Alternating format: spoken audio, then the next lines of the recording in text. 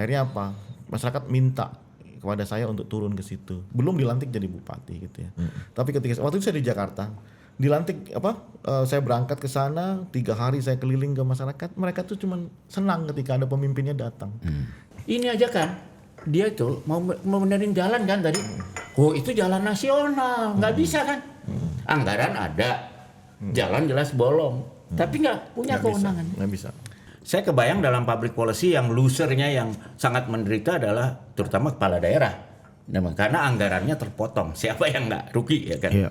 Tadi saya bilang relasi anggaran pusat daerah harus dibuat proporsionalitas yang jelas. Proporsionalitasnya itu tidak hanya kepada pabrik di mana pabrik rokok itu berada, di kabupaten mana sehingga lebih besar, tapi kepada penghasil tembakaunya. Dari batu bara itu pemerintah hanya dapat sekitar 90 triliun. Sementara dari rokok tuh 216. lebih dari 200 triliun. Iya, Jadi 216. memang agak kurang fair kita menilai itu.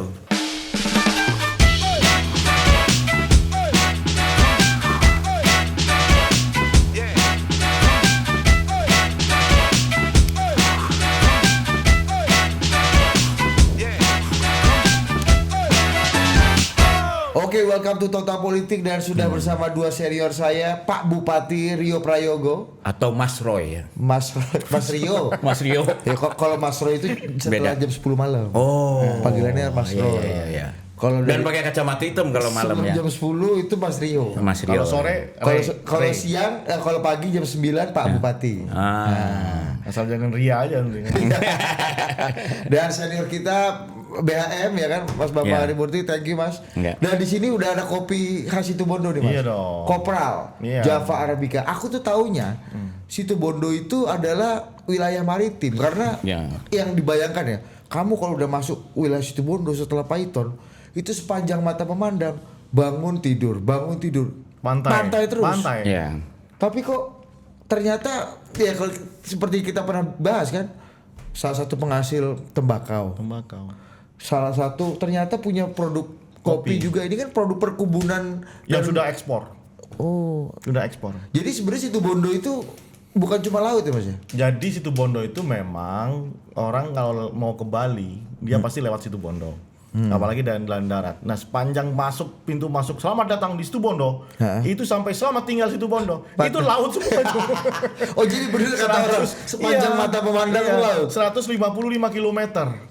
Itu pantai semua itu. Nah, cuman tidak jauh dari pantai itu di sisi selatannya itu pegunungan, perbukitan, pegunungan. Ada 2 gunung di situ, di barat itu namanya Gunung Argopuro. Nah, kopi ini dari situ.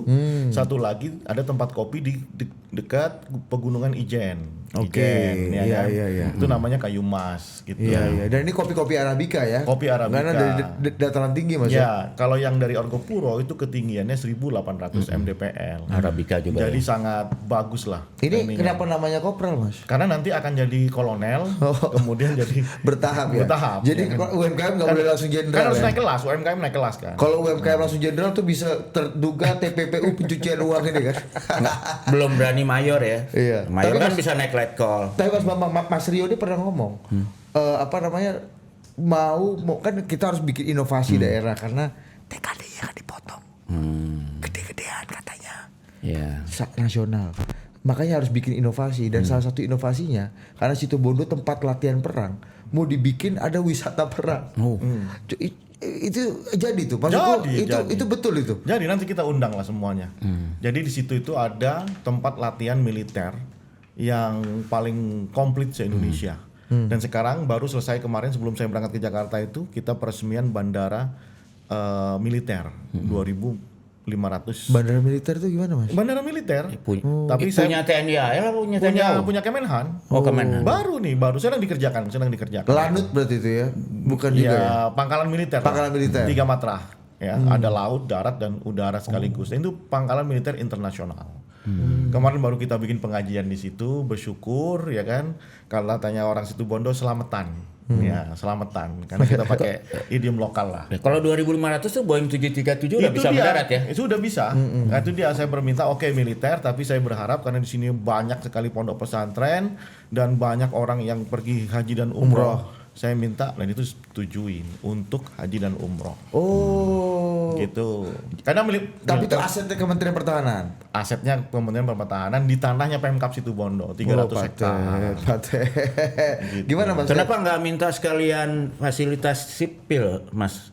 Karena kan kayak Halim, banyak sekali kan bandara militer di Indonesia ini dia dual kan, termasuk Juanda kan di Surabaya aja itu kan punya angkatan laut. Malang, Ya. Jogja, Solo kan semua Ya, juga. kedepannya pasti lanjut. begitu.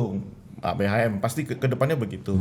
Tapi minimal dengan umroh dan haji aja, Ya, itu udah sudah sesuatu. oke ya. Udah sesuatu buat kita. Gitu. Nah ini ada Nanang nih Mas dari Ngawi akan mengantarkan kopi kopral nih kan. Ya. Kita coba jajal dulu. Masya Allah. Sopo jenenge awakmu? Monggo dicoba berarti. Nggih, nggih. Asli ndi? Kula yang Ngawi. Ngawi. Ini bupati namanya Mas Oni tuh. Oh, friend, Mas friend. Oni, friend. Sun le. Nggih. Bisa juga lo ngomong Jawa. Iya. Oke. Oh, nah ini jadi wisata ini gimana menurut Mas Bambang nih? Ini menarik karena mengingatkan saya zaman awal-awal ketika Uni Soviet runtuh, Vietnam baru mau bangkit, mereka juga membuka karena kan mereka punya industri pertahanan kuat. Jadi zaman itu bahkan Cina juga pernah memulai, bahkan kita bisa bayar mau jadi naik pesawat tempur. Terus dikasih sertifikat gitu kan. Jadi kebayang gitu, misalnya kita datang ke pangkalan itu nembak pakai senapan mesin gitu. Itu di Vietnam ada, bayar pelurunya, kasih sertifikat pernah menembak dengan jenis itu. Nah, Oh, itu kira-kira- laku. Ini kalau kita sebutnya niche tourism ya, ya ceruk kecil aja dalam ini, bukan yang mass tourism. Dan orang itu bisa melaksanakan. Jadi ide awalnya begini, Dan waktu itu seasonal kan Mas? Nggak setiap waktu ada. kecuali ada latihan perang aja, ya, latihan perang. Jadi Seasonal. ide awalnya ketika saya merasakan ketika di retreat di Magelang, ya kan. Dulu cita-cita saya kan pengen jadi tentara, cuman diledekin, dicengin sama teman-teman, giginya nggak rata katanya, udah down kita kan. Iya, makanya coba. Padahal kalau potongan ini sih udah layak ya, anggota. Iya. Sisanya tinggal jepaknya aja Mas. Nah, waktu retreat itu pakai sepatu tentara, itu jadi sesuatu buat saya, Iya. gitu. Oh, jadi kayak ada kebanggaan gitu ya. Kayak celana tentara kan kayak ada tekukannya itu ya. Ya, untuk saya masukin ke dalam gitu betul, ya. aku baru tahu itu pakai karet rupanya. Ya. Nah, kemudian aku ceritakan ke teman-teman. Nah, sementara di Situbondo itu kan latihan militer kan biasa di sana Biasa, itu. Garuda Shield dan macam-macam lah, banyak sekali. Fasilitas perang juga banyak di situ. Dan banyak tentara internasional juga Mas Iya. itu Mas. Nah, makanya Latihannya. kemudian Makasih Nang. kemudian punya ide, ini boleh nggak nih kita ajaklah aku Kapolres kemarin itu nembak. Kebetulan Kapolresnya ini kan Brimob ya kan, diajaklah sama dan Puslatpur untuk naik tank, naik tank itu terus Habibi. naik kita kalau kita bilangnya brand itu apa nggak ngerti Iya, aku iya, apa ya, iya. Senapan mesin lah ya. mesin itu asli. Asli. gila. Dan itu keren banget ini. Itu experience yang Iya. mahal ibaratnya ya. Keluar dari situ aku punya ide, ada wartawan dah, kita Situbondo siap bikin wisata perang. Ya. Kalau gitu musim mampir di sini Mas, tempat latihan marinir di Cilandak. Ah. Oh, itu betul-betul seperti untuk wisata gitu. Dibikin sangat menyenangkan gitu. Iya. Nah kemarin akhirnya aku datang ke Kemenhan minta izin boleh nggak? Oh boleh, bahkan mau difasilitasi sama Kemenhan. Jadi nanti orang itu mengalami naik kapal dulu, kapal laut, ya kapal perang laut, darat, terus kemudian nanti naik ke medan tempurnya, ya kan? Nanti dia benar pakai senjata, naik tank macam-macam gitu loh. Dan saya kira itu kan tidak hanya unik tapi juga membangun experience untuk team building itu bagus. Iya. Gitu. Ya, dan itu kan nggak kayak itu kan niche ya maksudku. Iya. Nggak semua tempat bisa dijadikan memang tempat latihan perang. Dan jangan lupa itu juga bisa jadi pendapatan tambahan buat koperasi militer setempat gitu loh. Secara legal dan win-win gitu kan. Win-win ya, betul, kita betul. juga dapat dampaknya. Paling tidak kita dapat nama, ya kan. Brand Situbondonya terangkat. Betul. Orang pasti ke sana nggak mungkin loh nggak makan kan. Betul. Ya kan paling tidak kuliner di situ juga bisa kita kembangkan. Iya. Jadi Dan orang kan sekarang rela bayar mahal untuk experience yang juga nggak banyak dia bisa dapatkan di mana-mana. Belum tentu di Paris, di Swiss. dan itu bisa bisa kayak gini nih. bisa dipaketkan dengan apa? Safari night yang ada di Baluran sebenarnya. Dan Glamping di Pantai Sijile di Baluran. Iya. Itu bisa dipaketin di situ. dan kebayang kan bisa pakai kapal pendarat marinir, jadi langsung masuk ke pantai, langsung nyemplung ke laut gitu kan. Iya. Mas Bambang, ini kalau ke inovasi-inovasi daerah kayak gini untuk bisa mencari potensi-potensi pertumbuhan ekonomi baru gitu ya. Ini seberapa biasanya tuh gimana sih Mas daerah dalam mengelola dan memunculkan potensi-potensi ini? Apalagi kita tahu nih informasi kan bahwa transfer pusat ke daerah kan dipotongnya lumayan. Lumayan ya. Sekitar 200-an triliun Mas. Ya. Untuk tahun depan. Jadi 10% ya Mas kalau situ Bondo. Dari kalau saya di tempat saya dibanding tahun 2024 itu sekitar 190 miliar. 190 miliar Mas. Ini nih tahun Dari total? Iya. Dari total 1,84. Jadi lebih dari 10% ya. Iya, nih Mas. Ini 2025 TKD itu mencapai 919 triliun. Ya. Di 2026 anggarannya 693 triliun. Artinya turunnya itu 24 sampai 29%, sekitar 220-an triliun. Ya. BHM ngeliatnya gimana nih untuk daerah ini, apa dampaknya dan apakah Anda bisa mengerti langkah Pak Prabowo untuk mengakumulate ini ke pusat? Ya, kalau saya lihat ini kita kan kalau wartawan mesti cover all side ya. Ya. Jadi kita bisa lihat sisi positifnya, sisi negatifnya. Saya kebayang dalam public policy yang losernya yang sangat menderita adalah terutama kepala daerah. Karena anggarannya terpotong. Siapa yang nggak rugi ya kan? Iya. Tapi dari sisi yang lain, itu uangnya kan sebetulnya bukannya berkurang masuk ke daerah itu. Karena 400T itu kan ya kalau sekarang nggak sampai ya 200 ya 200. Kira-kira ya. 200T itu misalnya masuk dari MBG. Ya, nah saya nggak tahu di sana ada berapa dapur, kaliin aja 2 juta perak, ya, atau enggak, kaliin jumlah yang menerima MBG, berapa dana yang masuk ke situ. Jadi kalau dari sisi ekonomi, gimana, ya perubahan ekonominya mungkin masuk. Tapi tentu ada misalnya yang tadinya menerima anggaran dari Pemda yang terputus, itu kan pasti yang dirugikan. Tapi ada yang tadinya nggak terima anggaran pemerintah dari daerah, tiba-tiba terima dari pusat, gitu loh. Nah itu harus kita hitung dulu. Saya nggak tahu kalau menurut Pak Bupati kalau di sana dengan walaupun ya dirugikan lah pasti karena rencana kepala daerah jadi terpotong. Tapi lumayan kan masuk juga dari program-program pemerintah pusat yang cash-nya masuklah ke situ gitu. Itu jadi netnya gimana kalau di situ Bondo? Pilihannya adalah aku yang memilihkan kata Pak Prabowo dibanding aku serahkan ke kamu untuk mengelola. Gimana pendapatmu? Ya visi misi kita itu kan dirangkai dengan basis anggaran ketika existing ya, betul. Ketika tahun 2024 itu kan visi misinya kan di situ kan. Kita hitung-hitung cukup kita bikin visi misi A sampai Z misalnya.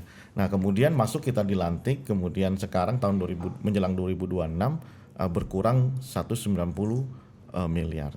Ya, idenya aku angkat idenya dulu nih. Ide kenapa itu dipotong bahwa di situ ada pemborosan. Faktual memang aku merasakan juga ada pemborosan di paling tidak di ATK, perjalanan dinas dan lain-lain gitu ya. Itu kamu akui lah. Itu kita makanya kita bilang udah ini detox saja nih. Ya, detox saja gitu ya. Sambil berharap tahun-tahun depan ada proporsionalitas di situ. Karena apa? Yang pernah kita bahas, ada daerah yang memang silpanya itu gede. Tapi ada daerah yang memang silpanya itu nyaris tidak ada begitu loh. Situ Bondo tahun ini berapa? Ini udah Desember? Ini belum kan. Masih hitung ya. Gitu ya.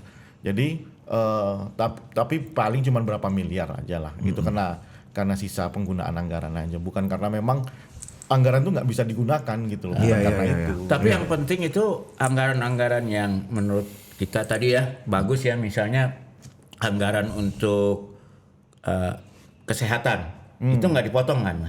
Oh enggak, itu kan ini dari dana DBHC. Alokasi khusus ya? Iya, alokasi khusus. Dia potong juga dari 63 jadi 39. Hampir semua dipotong, dana desa kan juga dipotong semuanya. Iya. Nah, oke, sebagai itu tadi sebagai bupati lah, sebagai pengurus APKASI nih, asosiasi pemerintah kabupaten ini kita sudah itu kan mewakili keresahan masih isu tok tuh kan kalau lagi rapat tuh kan gimana? Kan selalu quite difficult at beginning ya. Pasti itulah. Ada kesulitan di awal-awal. Dan kita sudah menyampaikan ke Mendagri, ke Kementerian Keuangan supaya itu dipikirkan ulang kebijakan itu gitu. Tapi memang ada niat baik juga bahwa supaya ada perbaikan lah di sisi struktural kebijakan anggaran di kabupaten-kabupaten. Dampaknya langsung Makanya kerasa, aku bilang Mas. lebih baik ke depannya itu proporsionalitas saja. Mana yang kinerja baik ini dikasih reward aja. Mana yang silpanya itu gede dan ini ya itu diambil aja gitu. Karena ada pameo di kalangan ekonom. Di saat masa sulit memproduksi kebijakan-kebijakan yang bagus, kebijakan publik. Di saat duit berlebih suka terjadi program-program yang tidak efisien gitu loh kebijakannya. Iya. Proyek-proyek gak jelas lah Iya. biasanya gitu karena duitnya banyak. Iya, karena Jadi sekedar mungkin untuk nyalurin duit aja itu. makanya Mas Rio di tengah keterbatasan dia berpikir ada Iya. wisata bencana. Iya. wisata bencana, wisata bencana apa pidato Jangan presiden dong, kemarin. jangan wisata bencana Wisata lah. perang. Wisata Nggak perang. wisata bencana itu kemarin presiden Bukan ngomong- wisata perang, wisata militer, Wisata latihan militer. militer. Wisata Tapi aku pakai latihan bahasa wisata perang. Biar seru ya. Biar seru. biar dipahami masyarakat ini loh Mas, biar cepet wisata perang ini kan kabupaten juga nih ngeliat perang kan. Iya, gitu. Iya. Itu kan bentuk inovasi kan Mas ya. Iya. Tapi yang paling kerasa apa Mas Rio?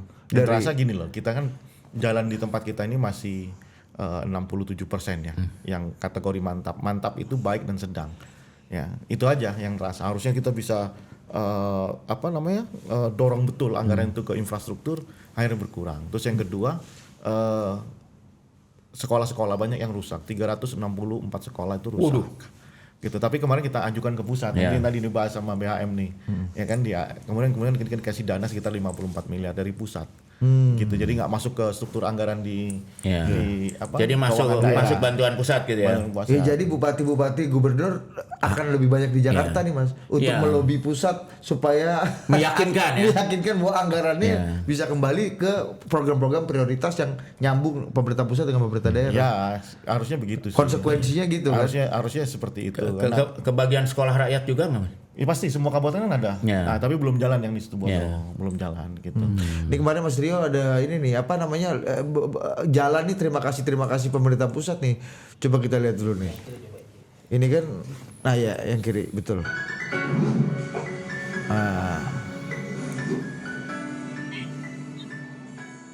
Kenapa? Nah, bang tentu. Enggak.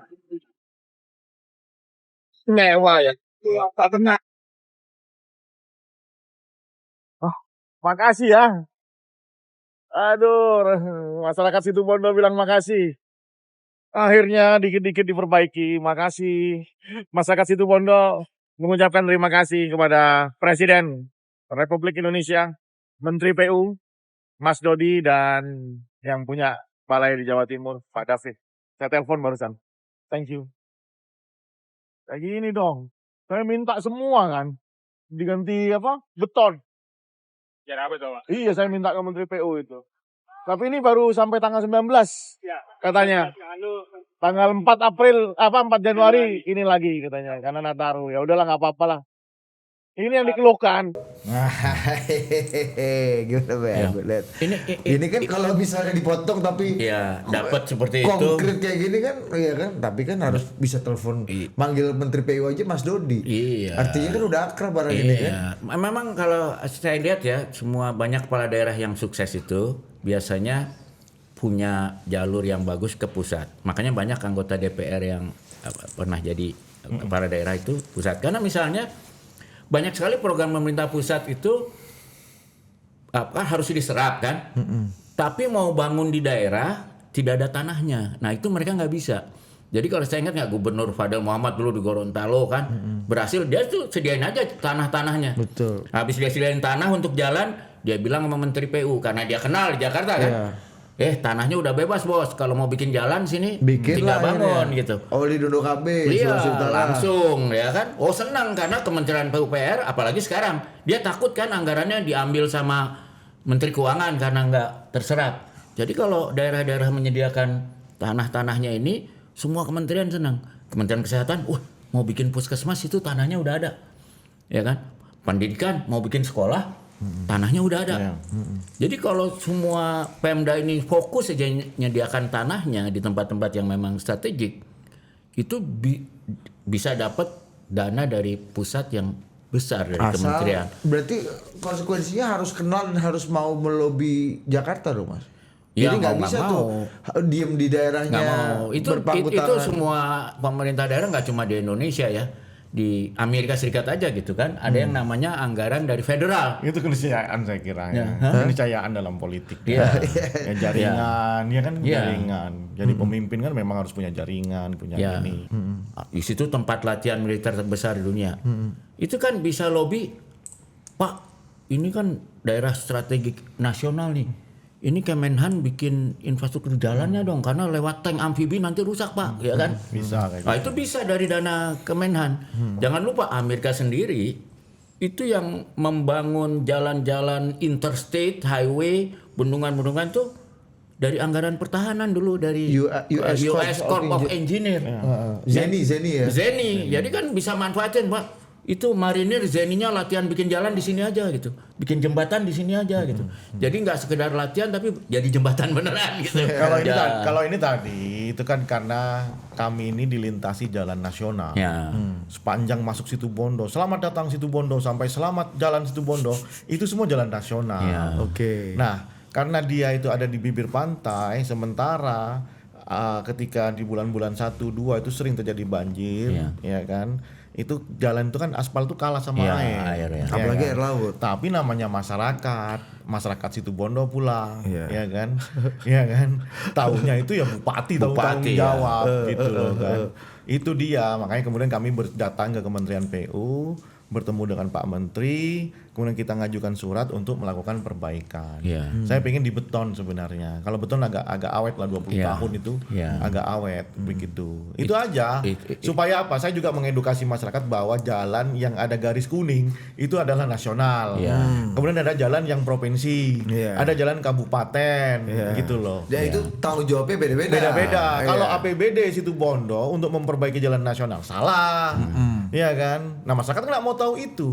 Saya tidak menyalahkan masyarakat, ya kan? Masyarakat taunya pamarentah sudah, bukan lagi pemerintah. Dan pemerintah itu. Pemerintah di depan mataku ya Pak Bupati Rio. Itulah, betul. Gitu. Dia Menteri tahunya. PU lagi di Jakarta kan. Makanya memang beliau kan mesti ketemu Menhan Pak Safri gitu misalnya. Udah. Ini kan jalannya pantai. Sekarang TNI AL kan membuat organisasi baru Pertahanan Pantai. Nah, tinggal lobby kan bilang ini jalan harus dijaga, ini vital. Jadi yang bangun Zeni Maritir. Temennya Pak Menhan. Iya, kalau lu kan Mahada masih ini kan. Beliau kan, woi, benar. Saya gitu bro, panggilnya bro. Kalau BHM, ya kan. Kapan lah kita kesana BHM? Woi, Budi juga kena baik, bisa. Jadi bawa. Bisa lah. Ini bekeli.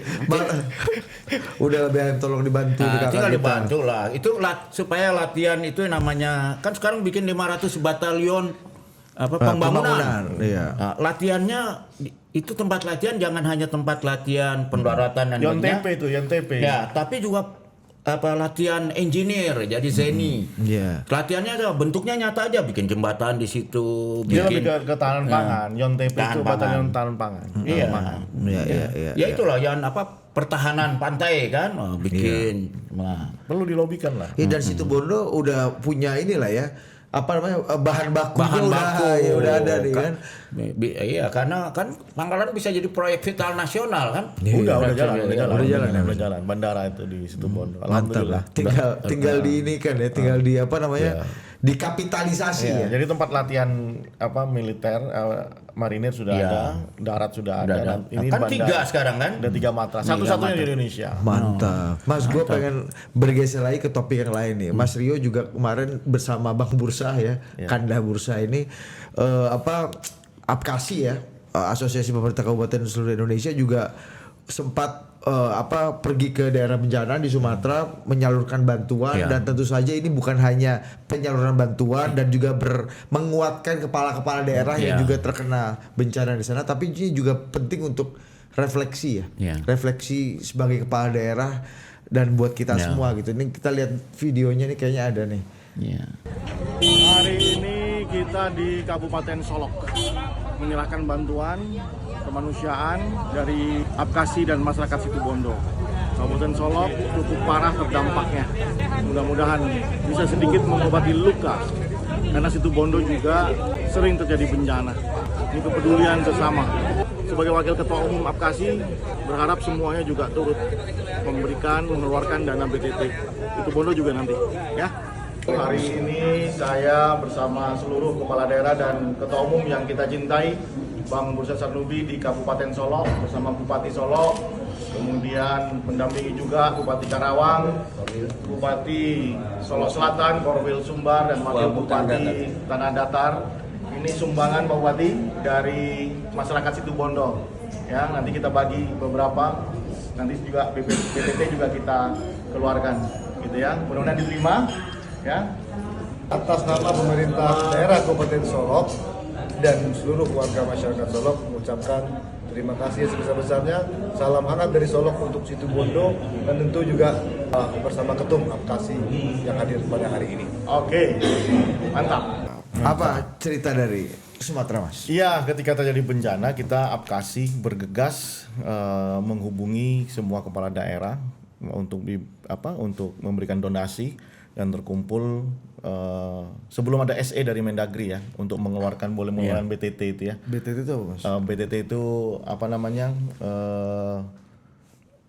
tidak terduga itu loh. Oh, biaya tidak terduga. Memang untuk bencana sih. Kalau bahasa BHM dana gerilya ini.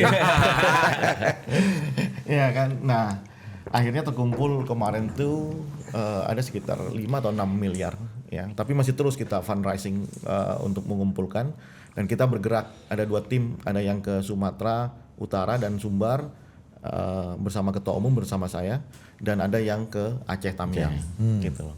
Kita memberikan sumbangan ke situ. Yeah. Nah, pelajarannya adalah bahwa sebagai kabupaten yang juga sering terjadi bencana Mas bencana di Situbondo apa? Sama lah kayak gitu-gitu juga kan. Itu bahkan tahun 2002 2008 itu sangat besar. Mirip lah kayak di Banjir bandang juga. Karena kita ini kan pendek ya, arealnya, pantai, ini gunung ya. Gitu loh. Ya, jadi kepedulian aja saya sama bahwa mereka itu tidak sendiri bersama kita gitu. Dan mungkin ada kloter kedua nanti ya untuk datang ke sana karena itu masih fundraising.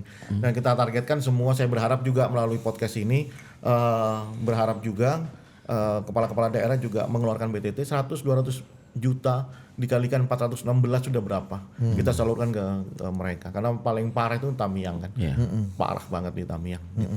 Itu apa Mas yang sebenarnya kalau kita lihat kan ini kan semua orang punya akhirnya memfokuskan perhatian ke situ. Orang banyak bergantian bergiliran ke sana untuk melakukan atau menyalurkan bantuan gitu ya. Dari refleksi Mas Rio di lapangan, apa yang paling dibutuhkan sebenarnya? Karena aku yakin semua berpikir hal yang sama. Semua berpikir mengumpulkan beras, semua berpikir mengumpulkan Indomie, mie instan, ya kan? Susu popok untuk bayi. Tapi baju bekas, refleksimu lihat lapangan langsung gitu ya, kondisi lapangan, situasi warga, psikologi kepala daerah, teman sejawat Anda ini kan juga pressure betul tuh pasti kan. Ya kayak Mas Hinton kemarin tuh ya. Mas Hinton kan sempat beberapa kali saya lihat videonya Mas Hinton, memang dia berjibaku untuk itu. Nah memang dari perspektif saya kemarin waktu belum dilantik jadi bupati, Januari 2025 Situbondo itu banjir di 5 kecamatan. Akhirnya apa? Masyarakat minta kepada saya untuk turun ke situ. Belum dilantik jadi bupati gitu ya. Tapi ketika waktu itu saya di Jakarta, dilantik saya berangkat ke sana 3 hari saya keliling ke masyarakat, mereka tuh cuman senang ketika ada pemimpinnya datang.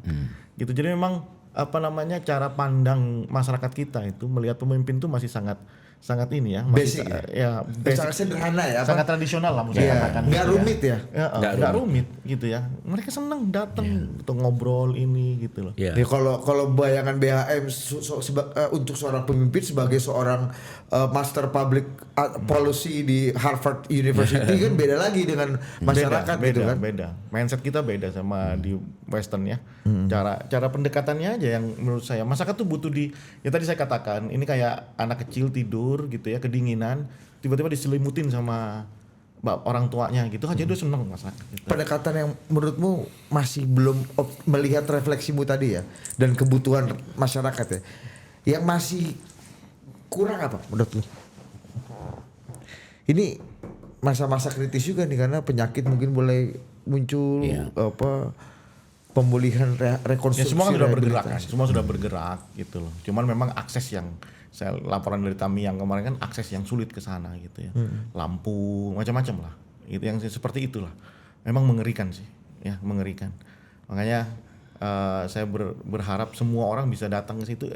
Mereka tuh happy kedatangan orang dari luar kota, luar provinsi itu happy. Apalagi memang pemimpin-pemimpinnya kayak kawan-kawan kita bupati-bupati itu benar-benar mau turun gitu ke situ, pemimpin ya gubernur misalnya, presiden, menteri-menteri mau tidur di situ. Wah itu mereka tuh happy. Kemarin berbarengan kita sama Presiden Prabowo itu di Sumatera Utara 3 hari kayaknya di sana itu. Nah, seperti itu yang sangat dibutuhkan. Refleksi buat kepala daerah apa BHM? Kalau saya berharap sih ya bagus nih bahwa para kepala daerah datang ke sana supaya mereka tidak sampai mengunderestimate bahayanya pertambangan liar misalnya, ya. Apalagi kayak situ Bondo kan, itu kan dari kenapa banjir bandang itu terjadi kan karena dari gunung langsung bawah. Kalau kita lihat Tapanuli Selatan tuh satu daerah hilang, tapi kita nggak usah ke sana, lihat dari Google Map aja udah kelihatan di puncak-puncak bukit itu tambang-tambang liar itu menebang pohon-pohon itu kan, membuat jalan-jalan tambang itu mungkin orang pikir ada kegiatan tambang bagus buat usaha, tidak, hanya berpikir tentang ekonomi manfaatnya, lupa tentang dampak negatifnya gitu kalau hujan besar. Dan juga orang sekarang kan lebih kepala daerah tuh lebih dimudahkan ya. Bencana itu kadang-kadang tidak bisa dihindarkan tapi bisa diantisipasi. Kita lihat misalnya Jepang, Taiwan ya, itu kan mereka udah tahu mereka daerah gempa, tsunami sering. Ya mitigasi ya. Ya jadi akhirnya mereka pikir oke deh, yang itunya nggak bisa. Tapi kan kita bisa pantau kayak gunung berapi lah kita bisa dipantau kalau dia mau meletus atau mau ada tsunami itu paling nggak kita punya waktu untuk masyarakatnya dilatih ya kan. Kalau terjadi ini bagaimana gitu loh. Terus juga bisa tahu, oh ternyata tambang liar itu kalau dibiarkan di puncak gunung, ini sangat berbahaya. Makanya sekali. Ada 2 hal sih dari sisi kebijakan menurutku, mitigasi bencana. Aku aja ketika baru dilantik, kumpulkan semua stakeholder bicara tentang bencana. Mana minta dokumen mitigasinya? Nggak ada. Kajian nggak ada. Gitu. Nggak ada persiapan. Nggak ada persiapan. Padahal lu bilang, ini bencana di Situbondo itu bisa diprediksi. Kenapa? Karena dia selalu ada di bulan 1 atau bulan 2 sejak tahun 2002 sampai 2000. Iya. Dan kemudian kedua, hanya di 5 kecamatan. Kenapa tidak dilakukan mitigasi? Kan gampang. Nggak perlu bikin kajian rumit-rumit. Akhirnya kemarin lihat aja tanda-tanda alam yang sudah terjadi. Ya udahlah, akhirnya Desember ini kemarin aku minta semua kecamatan di 5 kecamatan itu sudah dipenuhi dengan logistik. Iya. Oke. Iya kan? Supaya jangan taruh di kota, taruh disebar aja di situ, taruh di kantor kecamatan. Jadi tidak ada waktu tunggu lah ya. Iya, iya kan. Jadi udah siap di situ ya sebagai basis. Nah bayangkan aja, tiba-tiba terjadi bencana, logistik belum siap. Semua pada panik kan, nggak bisa menghubungi siapa ke siapa. Yang kedua, bagaimana sumber daya manusia untuk memitigasi itu, ke Tagana, Dinsosnya, BBBD-nya, sudah kita latih. Gitu ya, makanya ini rencana mau kita tambah Tagananya gitu. Di 5 kecamatan itu saja. Nah itulah di bulan-bulan di mana biasa bencana bisa Januari Februari. Ya, termasuk di bencana di daerah-daerah lain saya kira mitigasinya yang menurut saya agak lemah gitu loh. Mitigation plan-nya itu. Manajemen bencana sebenarnya ya. Gimana itu di-manage untuk memperkecil dampak risiko ini kan Mas. Sebetulnya sih kalau di badan, kebetulan aku pernah dulu dilibatkan juga di Badan Penanggulangan Bencana itu, sudah dibikin sebenarnya mapping sampai ke daerah-daerah. Potensinya ada, sampai ada angkanya tuh. Potensi bencananya berapa segala macam. Itu dan itu bisa dikaitkan dengan laporan cuaca. Jadi seperti di Jakarta BMKG ini. itu ya. BMKG itu udah bilang kalau hujan di atas sekian milimeter Jakarta banjir pasti. Oleh karena itu mereka udah sebelum itu terjadi kirim modifikasi cuaca, diturunin di laut gitu kan. Oke. Kemarin di Bali itu sebetulnya juga salah itu, bisa banjir sampai begitu. Sebenarnya itu kalau dikirim modifikasi cuaca nggak perlu kejadian gitu ya.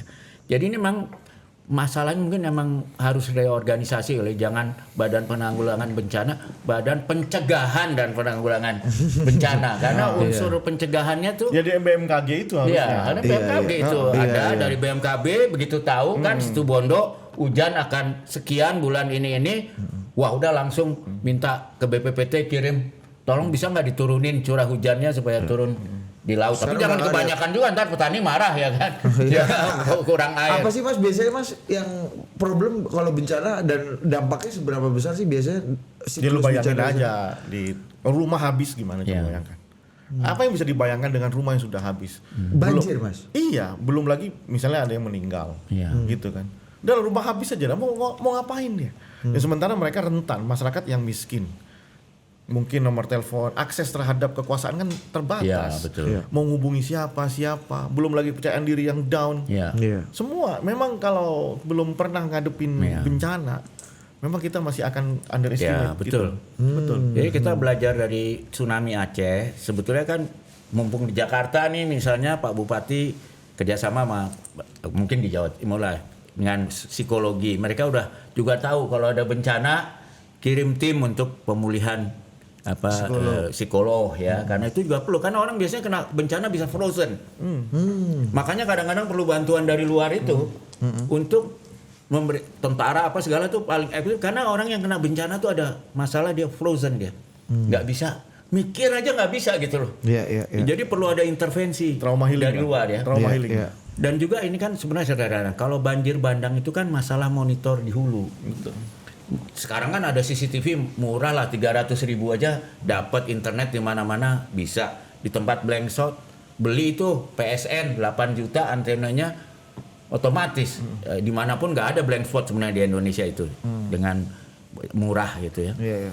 Di monitor, bahkan kalau pakai AI, kalau operatornya tidur begitu dilihat di kamera itu ketinggian itu bunyi alarm teng. Jadi banyak solusi-solusi tepat guna yang murah. Ya bisa dilakukan sehingga oke lah, nggak bisa dihindari banjir bandangnya. Paling nggak orang di hilir udah tahu, udah ada sirene bunyi kan. Wah, ini banjir bandang. Orang menyelamatkan diri korban turun Artinya jauh. di hulu, mitigasi di hulu tuh juga Penting. Gini nih, juga contoh ya. penting tuh ya. Contoh ya. Ini kan dari hulu nih. Ya. Larinya ke sungai kan. Ya. Oke. Median sungai itu sudah nggak Ya. ini Nggak nampung. nggak nampung. Ya. Akhirnya dia meluap kan. Ya. Nah itu juga yang kemarin kita lakukan, melakukan apa namanya dikeruk itu. Ya, Mengeruk. ya. Mulai bulan September udah mulai kita keruk. Karena untuk Perlahan. mengantisipasi Januari Iya, Februari ini. itu ya. lah mitigasi sebenarnya. Iya. Itu mitigasi yang Bukan hanya tadi kata Mas Rio menyiapkan apa namanya? Itu pasca bencana. Iya, Iya, pasca bencana. Jadi mencegah bencana. Penanggulangannya juga apa namanya mitigasinya juga Nah, Just in pencegahan. case kalau ada bencana, distribusi logistik lebih mudah kan. Iya. Oke. Kalau sudah difragmentasi ke kecamatan masing-masing. Ya, kalau kita lihat lah, kalau di Jakarta kan begitu hujan mau apa segala macam, itu perahu karet udah disebar. Ya kan? Apa Iya, segala iya, macam. iya. Dan apalagi di sini daerahnya marinir lah. Itu Iya. kan jagoan air tuh, tinggal di Iya. bagian dari operasi non perang itu marinir latihannya Iya, disitulah iya. ngamatin. Jadi begitu ada kejadian langsung udah terlatih itu. Mudah-mudahan aja ya nggak apa namanya ini jelang Januari Februari Itu aspek spiritualitas, mudah-mudahan. Mudah-mudahan nggak bisa. Nggak ya. bisa. Kita ini kan apa pemangku kebijakan. Iya. Berdoa iya. Iya. Ya, tapi kan harus ada mitigasi. kan. Iya. Karena menurut Pak Ustadz Bupati ini kan Tuhan hanya menolong mereka yang berusaha. Iya memang Iya kan? gelarnya kan udah tahu belum Iya. gelarnya Apa? Kiai Haji Honoris Causa. Oh, gitu ya. Ini ikhtiar, doa belakang gitu. Iya. Atau bareng-barengan gitu. Kira-kira begitu. Apkasi itu mungkin Apkasi mesti itu ya bikin apa semacam studi kasus ya. Di kayak kasus kayak gini kerjasama dengan pemerintah supaya nggak berulang gitu. Nah iya ini penting nih Iya kan? buat Apkasi sendiri ini Iya. kan it could be happen ke semua Iya, daerah anggota dan apalagi kita lihat cuaca ekstrim, Iya. apa namanya perubahan iklim macam-macam gitu. Ada nggak sih apa namanya Apkasi itu kan bridging aja, jembatan aja ke apa namanya entitas yang bisa mengkomunikasikan secara formal ke pemerintah pusat, gitu. Saya kira nggak perlu masuk teknis juga, tapi kajian-kajiannya perlu didorong. Iya, ya maksudku ada kajian-kajian, ada early warning, saling mengingatkan, Betul. saling Dan itu loh kan crisis center. Apkasi itu kan ada yang aktif, ada yang udah mantan. Yang mantan-mantan tuh ditampung lah untuk kajian studi-studi pembangunan daerah ini kan. Jadi itu pengalaman real kan, bukan sekedar akademis. Nah itu yang bisa didorong ke pemerintah pusat. Nah, kalau- ini loh. kira-kira. Kalau buat untuk bencana sendiri Mas Rio, baik penanggulangan ataupun pencegahan, pemerintah Kabupaten Situbondo ada aspirasi nggak ke pemerintah pusat? Karena ini kan jelang Januari Februari nih. Ya informasi, data aja, data yang tadi dikatakan sama BHM, ya kan, datanya aja yang perlu disodorkan terus kepada kita. Ya, misalnya minta dibuat embung-embung gitu Mas, supaya dampak banjir bandang ini lebih. Kemarin di Solok itu ketemu sama direktur mitigasinya kalau nggak salah ya. Saya ceritakan di Situbondo, ya bagus itu Pak, kita juga lagi lemah memang di sisi itu, gitu loh. Jadi ya sinkronisi data aja. Misal gini loh, di Indonesia ini kan udah ketahuan nih yang sering bencana mana aja kan. Petanya udah ada. Panggil aja. Ya kan nih, awas ya di sini ya, ini dari BMKG gini-gini nih, potensinya gini-gini. Udah gitu aja dipanggil aja, lo nggak fitcon aja kan bisa. Update terus. Iya. Itu aja menurut saya sih. Dan sekarang tuh solusi murah banyak gitu ya. Kan CCTV, internet, pemantauan Harusnya gitu. TKD yang dipotong itu mungkin bisa Dibalikin lagi dengan, karena ini bencana kan mungkin yang kita udah lihat kalau nggak dicegah, kalau nggak dimitigasi dengan baik, efek destruktifnya kan dahsyat sekali kan Mas. Iya, jangan sampai begini keberhasilannya menangani pasca gempa itu terkompensasi dengan kegagalan mitigasi. Jangan. Itu jangan betul, gitu betul. loh. Bagaimanapun meskipun hebat melaksanakan penanggulangan bencana, tapi gagal dalam mitigasi, tetap derajatnya masih jauh lebih bagus ketika bisa memitigasi itu. Meskipun di mana-mana mitigasi itu terasa sepi. Iya, betul. Sepi, kelihatannya kok kayak buang-buang uang, kok kelihatannya kayak iya kan? Betul. Itu kan ada perasaan gitu, ngapain gitu. Tapi beliau kan dulu konsultan politik, ini kan soal komunikasi publik. Kalau misalnya upaya mitigasi itu dibuat menjadi sesuatu yang masyarakat senang gitu kan. Kayak ingat nggak dulu almarhum Pak Doni bersihin sungai itu menjadi sesuatu kegiatan yang yang fun gitu ya. Jadi dan keren gitu, itu bisa di-create sebenarnya dengan komunikasi publik yang baik gitu. Udah kita lakukan itu. Ya termasuk inilah Mas Rio kan kita lihat juga masih suka belusukan, naik gunung kan. Ya emang udah kemarin lebih happy ketemu marga ketimbang rapat-rapat terus. Iya, tapi kalau kayak gini trauma nggak nih? Coba lihat dulu ini apa? Trauma nggak nih kira-kira?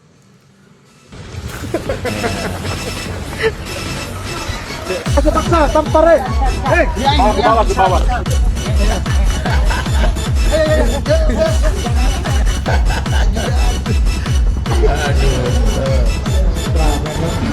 Habis kecelakaan.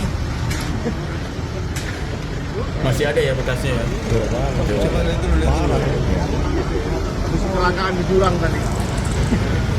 Tapi ya, saya pikir saya bisa istirahat, rupanya udah Kaki juga ada. ya. Luka. Hei, ini diperbaiki Kampung Kerapu, ikon dari Situbondo juga. Dulu banyak orang yang kenal ini. Diperbaiki dulu di depannya ya. Sangat itu ya, itu butuh Ini viral ya. Sampai 3 juta yang nonton. Tapi kalau ada yang mau sewa Kampung Kerapu dan itu silakan. Kasih murah aja. Depannya udah kita beres. Nah ini kan kalau diserahin sama Budi ini bisa dibikin untung pakai helm ya kan sebagai kampanye. Mas, apa namanya? Ini sambil meringis kesakitan tuh kayaknya tadi bikin konten tuh ya. Luka kan. Sini luka. Ya itulah serba-serbinya. Tapi apa ya? Kita tuh kan itu ceritanya kita naik ke gunung mau bagi bibit kapulaga. Oh kapulaga ya, terkenal ya di situ ya. Enggak, jadi gini di pegunungan itu kan saya untuk mengurangi kemiskinan di sana. Yang kita kasih itu kemukus, kapulaga sama jahe. Jahe. Gitu loh. Nah, udah turun di situ kan. Saya bilang sama ajudan, jangan pakai netral. Aman. Jangan pakai netral terus sih.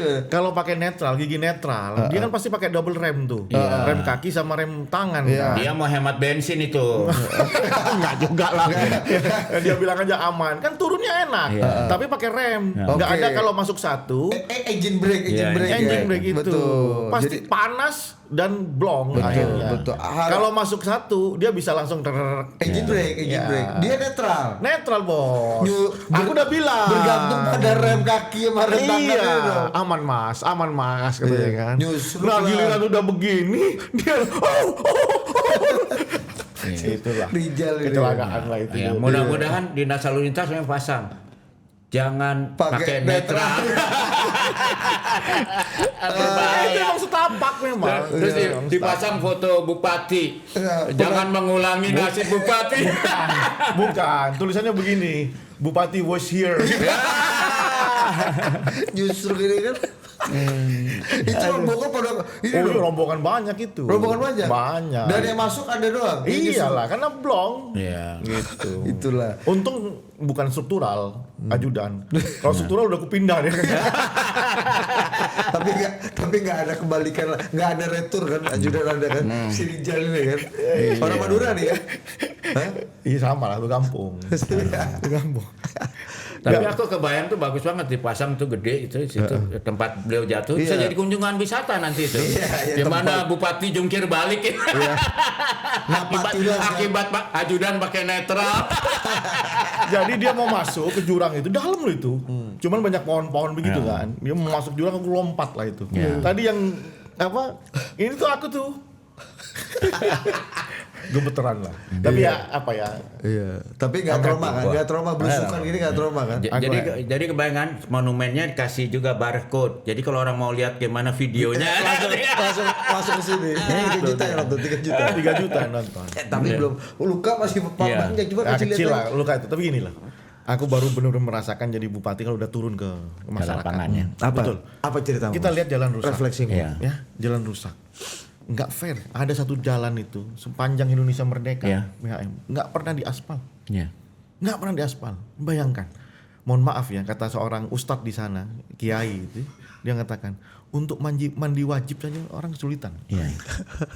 Coba bayangkan. Akhirnya sekarang sudah kita aspal. Jadi saya Iya, artinya mau menggambarkan Iya. betapa sulitnya Iya. akses untuk air, Air. jalan. Iya. Akhirnya miskinan tuh di wilayah-wilayah yang infrastrukturnya tuh buruk. ya. Oh, Dan nggak kerasa nggak apa hambatan birokrasi untuk berbuat baik di Indonesia? Saya ingat dulu Menteri Mari Pangestu itu pergi seperti sampean naik jalan-jalan ada jalan bolong Ya, nanti di bisa Tanjung Priok. nanti bisa diboikot sama anak buah di lapangannya. Iya. Enggak, tapi benar. Ini aja kan dia itu mau benerin jalan kan tadi. Oh, itu jalan nasional, nggak bisa kan? Anggaran ada, jalan jelas bolong, tapi nggak punya kewenangan. Nggak bisa. Sementara sama nasionalnya mau masuk, oh ini jalan provinsi. Bahkan kadang-kadang kita lihat, ingat nggak waktu di Surabaya ada jalan blong gitu? Ya. Nah, Oh, yang pertama ini jalan nasional, jalan provinsi. Iya, itu dulu apa deh. jalan? Nah itu kan konyol lah. Lagi-lagi masyarakat kan nggak peduli. Nggak peduli. Di depan matanya pemerintah ya kan. Iya. Ya sama ini Mas yang peduli yang harusnya peduli juga ini kan Situbondo daerah penghasil tembakau salah satu yang Kan udah viral, sudah kalian viralin kemarin itu kan. Pakai Viralnya ada. judulnya sadis lagi nih kan. Waduh, memang ngaco anak-anak ini. di view. Di view. Memang kelakuan. Tapi inilah artinya kan harus ada gini Mas, giving back lah. Kan kalau tadi kan kita seneng tuh lihat jalan di betul. Terima kasih Mas Dodi, terima kasih Pak Prabowo ini kan. Ya tembakau kan juga dong, udah penghasil harusnya dana bagi hasil tembakau di Situbondo yang berkontribusi buat Republik supaya Pak Purbaya tetap senyum dengan pajaknya dan cukainya. Itu kan harusnya imbal baliknya sepadan. Lu ada catatan? Itu nggak? tadi saya bilang, relasi anggaran pusat daerah harus dibuat proporsionalitas yang jelas. Gitu loh. Proporsinya harus jelas. Makanya proporsionalitas itulah. Satu daerah penghasil tembakau ya harus juga menerima Manfaat. giving back tadi itu, return dari serapan dari cukai itu kepada mereka. Tidak hanya yang di situ banyak pabrik rokoknya, tapi juga penghasil tembakaunya juga perlu diperhitungkan. Situbondo tuh salah satu yang ini 12.000 ton tiap tahun. Gitu pekerja tembakau kita ada sekitar 5.000 lebih lah itu yang tercatat aja kemarin kita kasih BPJS tenaga kerjaan. Kita kembalikan ke mereka gitu loh. Iya. Ya Nggak kebayang tuh mereka ngurus BPJS Ketenagakerjaan sendiri kan. Itu kan nggak kebayang tuh kan Mas Rio kan. Disitulah negara harus hadir kan. itulah negara harus hadir. Bupati harus hadir di situ. Ya. Iya, tapi kan negara pusat juga harus hadir dong ya kan. Itu yang Mas Rio harapkan juga Ya, kan. karena cukai itu urusan pusat bukan urusan Iya. daerah. Sin apa pajak dosa apa? Ya pajak dosa, sintax ya. Sintax ya kan. Jadi harapannya apa harapannya? Ya harapnya begini, tidak hanya yang proporsionalitasnya itu tidak hanya kepada pabrik di mana pabrik rokok itu berada, di kabupaten mana sehingga lebih besar, tapi kepada penghasil tembakaunya. Sama ketika penghasil ikan, bukan di Pengalengan yang paling besar, tapi juga di penghasil ikannya yang paling besar. Gitu. Hulunya, di Hulunya gitu. Emang ada Mas Bambang ada melihat selama ini ada quote unquote ketidakadilan atau Memang ada. Harusnya kita belajar dari sawit ya. Sawit itu dia punya BLU ya, Badan Layanan Umum. Lalu dia mengenakan pajak ekspor hanya kalau harga CPO di atas jumlah tentu, pas nggak merugikan lah artinya.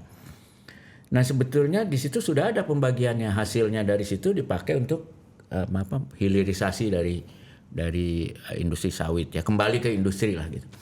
Jadi harusnya kalau tembakau ini memberi pendapatan besar pada negara, kan ibaratnya seperti ayam bertelur emas.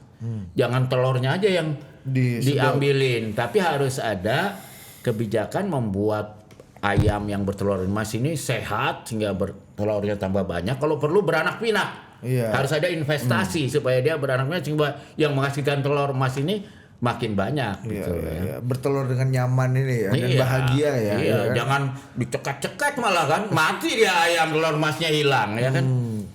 Ya itu yang kadang-kadang kita formulanya kurang. harus ini ya. Formulanya. Formula terbaik menurut BHM untuk daerah penghasil cukai seperti Situbondo ini gimana? Ya harus ada sebagian dari hasilnya itu dikembalikan untuk justru meningkatkan menyehatkan, kalau perlu bertambah pinah dari petaninya ya. Kalaupun pemerintah misalnya mau menghapus rokok katakanlah ya, itu impossible itu. Ya ini kan ada dana besar sekali, petani itu pindah ke bisnis apa yang lebih menyejahterakan dia. Itu harus dipikirin negara. Ingat nggak kalau dulu di Amerika Latin bahkan di dunia kan Atau untuk pendidikan lah. Iya. Yang tadi kita diskusikan itu. Untuk pendidikan selain negeri misalnya tadi BHM kan punya tesis tuh. Iya. Menarik itu. Kasihkan aja dialokasikan untuk itu. Tembakau itu. Alokasikan untuk pendidikan kayak tadi yang BHM katakan itu. Karena BHM punya tesis karena Coba untuk yang dia punya untuk yang negeri. Jangan udah lupa juga dia ngomong apa. Iya kan? Untuk yang negeri itu kan sekian segmen negeri, tapi segmen yang non negeri itu lebih besar gitu loh. Jadi BHM punya tesis bahwa peran pesantren itu sangat besar. Saya kasih contoh ya, pesantren itu kan boleh dikira menyediakan sekolah SD, SMP, SMA. Coba kita keluarkan dana dari Dignas. Berapa anggaran untuk mereka, berapa jumlah lulusan yang dihasilkan. Itu kan beban APBN. Pesantren itu tanpa membebani APBN mengerjakan tugas negara. Iya kan? Harusnya mereka dapat dong. Gitu loh. Ini malah kadang-kadang dipersulit kan. Sama universitas swasta. Berapa biaya yang dikeluarkan pemerintah untuk menghasilkan satu insinyur di UI, di ITB. Nah, ini universitas swasta tidak membebani pemerintah. Menghasilkan ya kan? Nah itu kan nggak fair kalau swastanya dipersulit, harusnya kalau perlu dibantu lah gitu. Nah itu tadi kaitkan sama dana cukai tembakau itu perlu dibikin kekhususan khusus ya untuk diarahkan ke pondok-pondok pesantren. Kalau di negara lain tuh biasanya yang sebut cukai dosa itu Sintax ya, itu biasanya dipakai untuk PSOP itu membantu lah yang intinya harus kembali ke Situbondo. Itu bukan untuk hal yang lain, untuk isu yang lain, apalagi bayar utang negara. Iya. Mungkin tapi itu kan terserah negara ya. Saya kasih contoh ya. Saya pernah ngomong sama industri rokok rame-rame ya. Mereka sendiri mengakui dalam bentuk bisnis yang sekarang itu paling lama 25 tahun lagi. Apa yang terjadi kalau mereka hilang dengan petani tembakau kan?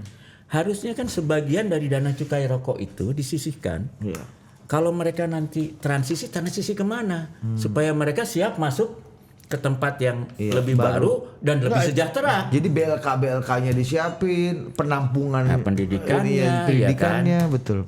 Ya misalnya ya tadi. Emang mau 25 tahun lagi mau habis ini industri rokok? Industri rokok dalam bentuk yang sekarang.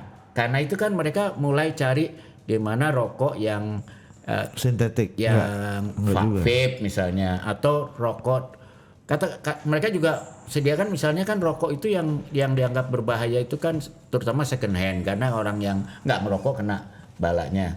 Sehingga mereka juga bikin riset tentang gimana kalau kembali ke zaman dulu kan orang rokok tuh dikunyah ya. Itu, minang ya karena cari nikotinnya aja atau bikin nikotin patch atau segala macam. Nah, mereka tuh juga bertanya-tanya apakah produk tembakau ini akan tetap ada. Itu kan harusnya kita pikirkan seperti garment sama tekstil. Kan sekarang tiba-tiba PHK di mana-mana. Pemerintah nggak siap. Padahal semua orang udah tahu ini akan pindah ini. Meskipun belum tentu 25 tahun lagi orang nggak bisa ngerokok kan? Enggak, mungkin rokoknya sudah inovatif, lebih sehat lah atau Kalau lebih sehat ya lenting dewe itu, tingwe. Yang dari tembakau langsung. Kan nggak ada chemical proses di situ. Langsung. Dan juga kan sebetulnya udah ada cara lokal wisdom untuk ada lebih sehat itu ya maksudnya. Dan kemarin yang pakai papernya itu Pak Haji itu loh. Pak Haji nih kalau ada juga si bewok ini kan apalah gitu. Kemarin aku lihat Mbak Tri Utami baru datang ke situ. Aku ajak ke tempat tembakau paling mahal tuh. Gua kaget dia perokok juga ya. Aktif. Dia itu kan aktivis anti rokok. Jadi dia ada di blok ya. Di blok di mana dia tuh posisinya yang diametral dengan para anti rokok gitu. Dan dia mau tuh dia mengkampanye bahkan janji sama aku mau bikin hari raya tembakau di situ Bondo. Lebarannya tembakau kita undang seluruh Indonesia nanti itu. Kapan tuh? Insya Allah bulan Februari. Ya baik itu kita coba ya, jadi sebetulnya kan gini, tembakau itu sebetulnya harusnya kita lihat sama seperti gula lah, tebu itu kan berbahaya buat kesehatan ya kan. Tapi kan nggak ada orang mau melarang gula ya kan. Padahal diabetes berapa banyak coba di Indonesia. Itu iya. Nah, mungkin dampak karena orang diabetes itu nanti matinya bukan diabetes, jantung, ya kan, atau gagal ginjal atau apa. Sekarang diakui oleh Kementerian Kesehatan paling besar kan biaya jantung kan. Nah itu kan sebenarnya bisa dihitung semua gitu loh. Tapi kenapa nggak orang terus anti industri gula gitu kan enggak. Nah, tapi ada satu bedanya memang dengan tembakau. Kalau dalam bentuk rokok itu tadi karena kalau orang ngerokok tidak hanya dia yang dapat dampak negatifnya tapi orang sebelahnya yang nggak ngerokok juga. Nah, itu yang harus diatur lah formulanya ya. Dengan formulanya. Tapi kita ada kompensasinya tapi jalan bagus, puskesmas dibangun. Siswa gitu ya. Iya makanya mempersiapkan juga untuk transisi menuju kalau misalnya itu dianggap bisnis sunset ya. Nah, kalau sisi lingkungan tuh kita anggap aja dengan batu bara. Ya.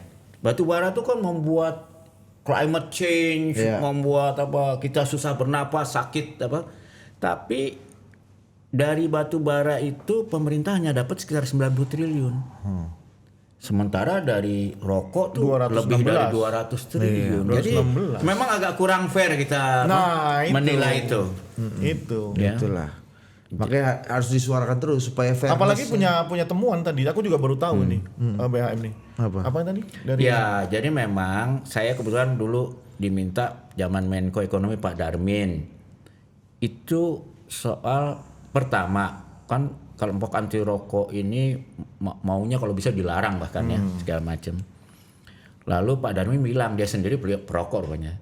Selama dia legal ya pemerintah hanya mengatur bukan melarang ya kan. Oke. Jadi ada tekanan kita harus tanda tangan kita dari minimum negara yang tidak mau menandatangani protokol anti rokok lah yang dibuat oleh Badan Kesehatan Dunia WHO. Nah, jadi saya disuruh lihat ini gimana harusnya kebijakan pemerintah Indonesia soal itu. Jadi saya pelajari, WHO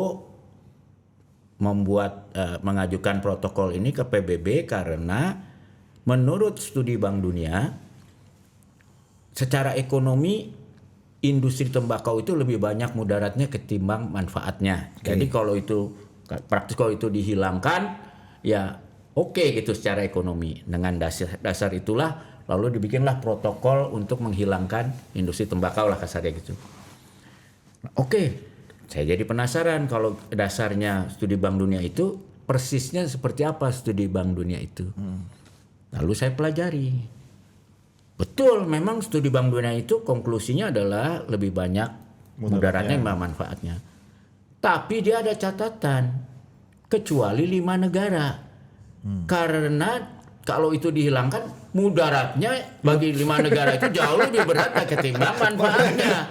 Ini exceptionnya 5 negara. Iya, 5 negara. Dan Indonesia itu kekecualian paling besar karena dampak ekonominya paling besar. Jadi itu Jadi nggak menurut bisa saya, kebiauyah ya. jadi lucu kalau Indonesia setuju dengan protokol ini, padahal studi Bank Dunia yang mendasari kesepakatan itu justru sudah mengecualikan Indonesia gitu. Jadi apalagi kita? Iya bener. Makanya aku bilang dari Untung ada kemarin. orang baca protokol itu. Dia. Makanya aku bilang posisi negara itu harus standingnya itu mana itu. Iya. Udah, dukung aja. Iya. Faktualnya penerimaan negara paling besar dari Ya, dari karena situ. bayangin, saya sampai bilang dulu ya, saya ulang lagi nih, sorry. Saya dulu pernah mengajukan ke pemerintah melalui ekonomi gini aja. Bagaimana kalau BPJS Kesehatan itu didanai dari cukai rokok? Waktu itu cukai rokok 150 T lah kira-kira ya, 100 T. Waktu itu BPJS cuma 80-an T. Lalu sisanya saya bilang dimasukkan kepada investasi sovereign wealth. Kalau itu masuk 50 sampai 100 T tiap tahun, Bunganya? mungkin setelah 25 tahun kita punya dana investasi yang besar. Kementerian Kesehatan itu bisa gratis dibiayai hanya dari yieldnya. Yieldnya rokok. Jadi bahkan iuran BPJS pun rakyat Indonesia nggak perlu lagi gitu loh. Wah, tapi kita diprotes keras oleh Kementerian Keuangan karena mereka sekarang pakai dana cukai rokok itu buat kegiatan umum. Padahal itu dulu nggak boleh. Itu yang membedakan cukai dengan pajak. Nah, saya waktu itu protes sama Menteri Keuangan. Kebetulan teman Bu Sri Mulyani. Saya bilang, Mbak Ani, karena saya teman, saya kasih tahu aja ya. Kalau saya gugat class action, Menteri Keuangan kalah loh. Karena jelas di Undang-Undang Cukai itu tidak dimaksudkan sebagai utamanya pendapatan negara, tapi tujuan dari cukai, beda dari pajak, adalah untuk memitigasi konsumsi dari barang yang dicukai, jadi supaya harganya mahal, jadi konsumsinya turun. Oke, kedua. Dan kedua, untuk membiayai Kerusakan. upaya mitigasi akibat kerusakan yang ditimbulkan oleh konsumsi barang yang dicukai. Dalam konteks ini kesehatan Dan misalnya. konteks kesehatan. Iya. Lalu mula-mula dilawan saya sama anak buahnya. Loh, tapi kan nggak semua masalah kesehatan akibat rokok. Saya bilang gampang, lihat aja di WHO. Tobacco related illness. Jadi paling enggak semua di biaya BPJS yang penyakitnya adalah dalam WHO tobacco related illness Dibiayai oleh cukai. dibiayai dari cukai gitu. Jadi otomatis kayak dana pendidikan gitu harus 20%. Itu fair menurut saya. Iya kan? Oh, tapi mula-mula mereka bilang gini, waduh nanti kita gimana menentukan tobacco. Saya bilang saya aja Google dari HP bisa itu. Dan masa mesti bikin lagi FGD apa segala macem gitu loh. Kajian-kajian. Jadi akhirnya kesimpulan saya waktu itu, Emang masalah kagak mau di aja. sini bukan masalah kecanduan rokok, masalah Kementerian Keuangan kecanduan cukai rokok. Itu. Yang diambil Jadi dari iya itu masalahnya. canggih ya. Canggih. Udahlah. Bayangin kalau enggak ya, kalau itu dilakukan, mungkin kita nggak usah bayar iuran BPJS. Mungkin sovereign wealth kita tuh udah gede banget. Iya. Dari rokok aja itu ya. Dari cukai rokok aja. Jadi giving back-nya untuk kalau yang dianggap ini merusak kesehatan, giving back-nya Gini untuk dah. dana kesehatan. Kalau saya gini lah, ibaratnya ya, saya memang bukan perokok, walaupun gak anti rokok, netral aja. Saya bayangin gini, udahlah kita ini generasi udah injury time, ya kan? Kalau udah injury time kan kita mau menikmati hidup, kualitasnya bukan kuantitasnya kan, daripada umur panjang tapi sakit-sakit gitu kan. Kualitas hidup, oke, kita menikmati merokok dengan tahu konsekuensinya, bayar cukai rokoknya, supaya anak-anak kita nanti lebih sejahtera, nggak ada masalah. Mereka sekolah BPJS-nya gratis, terlalu sehat. Sebelum ada BPJS kan orang miskin nggak boleh sakit di Indonesia. Iya kan? Nah, saya juga appreciate nih Pak Bupati baru cerita tadi.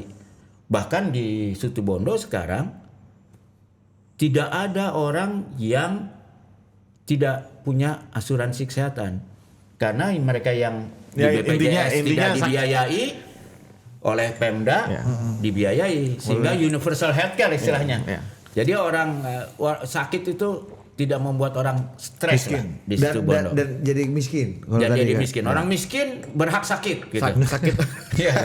Kalau dulu kan nggak Kalau boleh dulu sakit. nggak boleh, karena orang miskin zaman dulu kalau sakit dia nggak bisa kerja, nggak bisa dapat duit, nggak bisa bayar dokter. Ya Makin kan? miskin lagi. Makin miskin Terakhir, mati. Mas Ida, untuk menutup diskusi kita hari ini, refleksi dari omongan WHM tadi menurut lu gimana? Keren sih.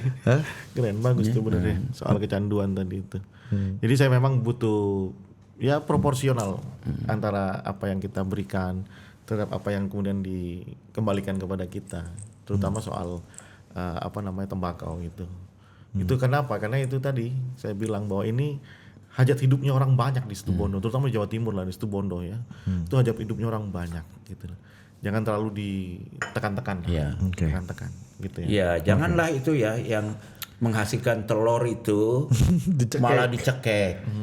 Kan kalau kita lihat telur manfaatnya besar, tapi juga bisa menambah kolesterol. Nggak ada tuh barang di dunia yang sama sekali nggak ada negatifnya. Tugu bitru tuh nggak ada. Iya, kita kan juga nggak melarang gula, malah impor gula, iya kan? Iya. Coba. Oke. Siap. Jadi fair lah, be fair gitu. Be fair. Proporsional. Oke, terima kasih Mas Bupati, terima kasih BHM. Sampai jumpa.